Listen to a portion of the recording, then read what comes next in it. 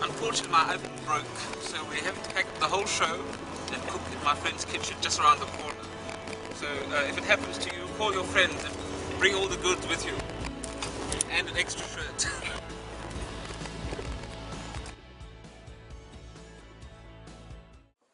Good evening. We finally got a kitchen which works. My friends have lent me this beautiful kitchen and I'm doing a lovely couple of recipes for you, but the main dish is chicken. But before we do anything, as usual, we have our important knives, boards and wine. But I've got no idea what's in the fridge, so let me see what's there. Oh, it's very expensive. What should we steal? Boschendal looks good. Don't tell them, don't tell them. Or you have Boschendal Chenin Blanc, very nice, so that should be quite good. 2009. Oh!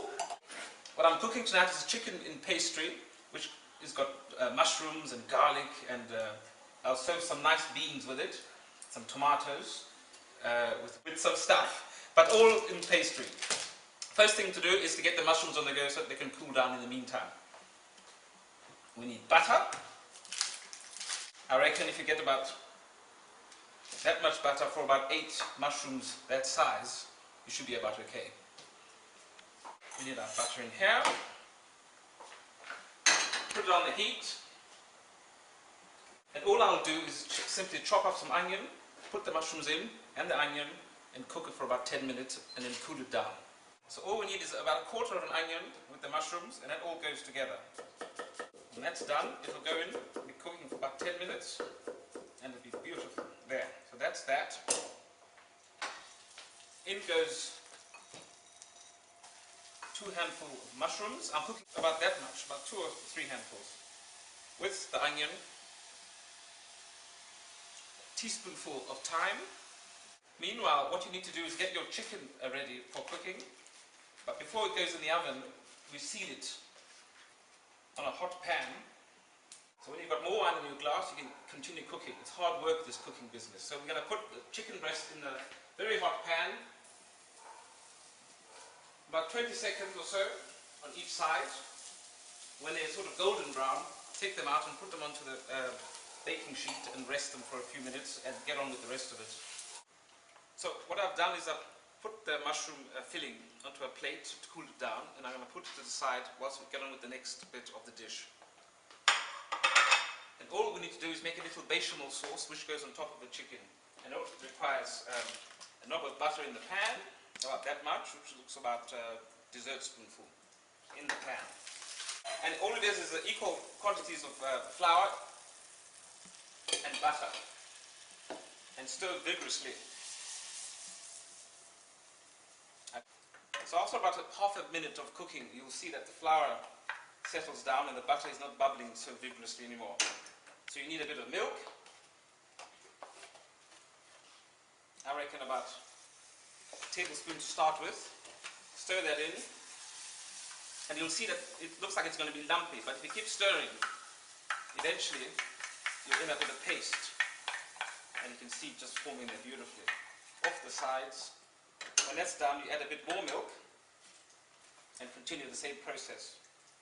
Again, keep stirring, returning to the heat, and in about 5 minutes we'll have our sauce. Lovely, brilliant. Now we're going to get a bit of salt, a bit of pepper, and a drop more milk is complete. That's it. Now for the main part of the dish, we're going to assemble the chicken. I've got my pastry here. I need some flour on the board so that it doesn't stick when I put it on. Fold it out. Get your chicken breasts out. They should be cold by now, and so should your mushroom sauce. We start with the mushroom, and then goes the chicken on top, just like that. In fact, I'm going to add a little bit of thyme here, because we can. Now comes the sauce. Pour that on top.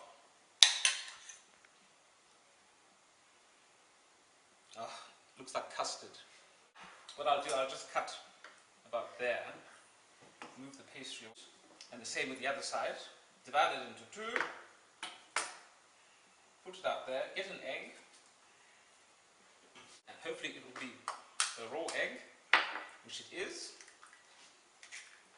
Just get your finger in there, like that, brush the egg around the chicken on the pastry, and this will help seal the two sides of pastry.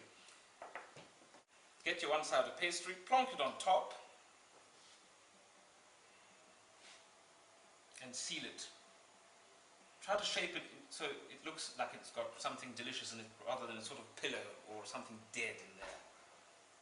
Once that's done, it will go in an oven which is heated at about 180 degrees or something to that effect, and fold in the sides. Simple stuff, simple stuff. So, in the meantime, the Manchester Derby is on, and I think Manchester United are ahead. So I'm going to go and get a change of shirts and come back. So as you can see, we've had a change of clothes because all hell is breaking loose in Manchester. 2-1 to Manchester United. So we have a little pomodoro, or tomato to the rest of us, and some garlic, which I'm going to chop up very roughly. When that's done, get your beans ready and put them in boiling water with a bit of salt. About 8 minutes or so. We get our tomato. Sole mio, sta in fronte a te, o sole mio. And it'll taste so much better with the little o sole mio. The tomatoes will go in, and this beautiful balsamic reduction, which is made in Paarl, another great South African invention. And our reduction goes in about now. And guess what? That's that dish done. Let's check our chicken. I think it should be done now. It's about 23 minutes it's been in Paarl. And it looks absolutely fantastic. A nice crispy golden brown. Put it to the side. Olives into the tomatoes, and I got some beautiful Kalamata olives from Gourmet olives here. Best olives in the country. Fantastic. Add them in just to heat through. First of all, the beautiful crispy chicken on the side like that. The tomato. Beautiful tomato and olive warm salad. A handful of beans. And another little drizzle of the balsamic reduction.